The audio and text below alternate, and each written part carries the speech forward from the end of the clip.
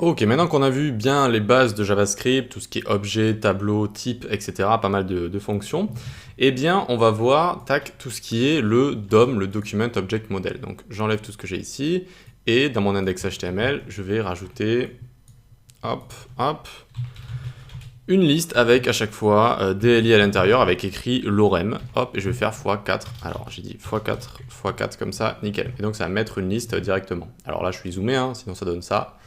Bref, je vais zoomer quand même un petit peu, quoique j'ai envie de vous montrer la console, donc hop, hop. Et donc le DOM, c'est tout ce qui va être notre structure, notamment en HTML ici, donc avec toute notre structure HTML, le head, le body, et ce qu'on vient de créer ici, c'est-à-dire l'élément liste, avec à chaque fois des éléments li à l'intérieur, et le contenu.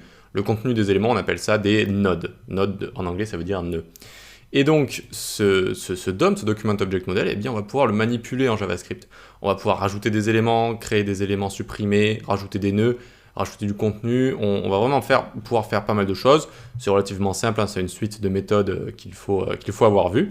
Et donc, on peut, par exemple, si on va dans l'objet window, global, tac, hop, on l'ouvre. Et alors, ici, il nous donne pas mal de choses, donc toutes les méthodes, etc. Vous voyez, par exemple, ici, il y a la méthode alerte, par exemple. Et tac, tac, tac, normalement, regardez, on a document qui est juste ici. Document, on peut l'ouvrir. Et donc, on a pas mal d'informations. Par exemple, on aurait pu écrire directement document.url et on serait tombé sur le document URL. On peut le faire ensemble si vous voulez. Hop. Tac. Et vous voyez qu'on a accès à ce genre de propriétés, par exemple. Et on a également accès à des méthodes donc, qui sont écrites un petit peu partout. Donc voilà, on a plein de propriétés, children, on va voir tout ça, le doctype, head, images, et on a accès donc link, location, tout ça, onKeyDown, onKeyPress, ça va être les événements, tous les événements qui vont être liés au DOM, on va en voir pas mal, vous allez voir qu'il y en a qui sont plus intéressants que d'autres.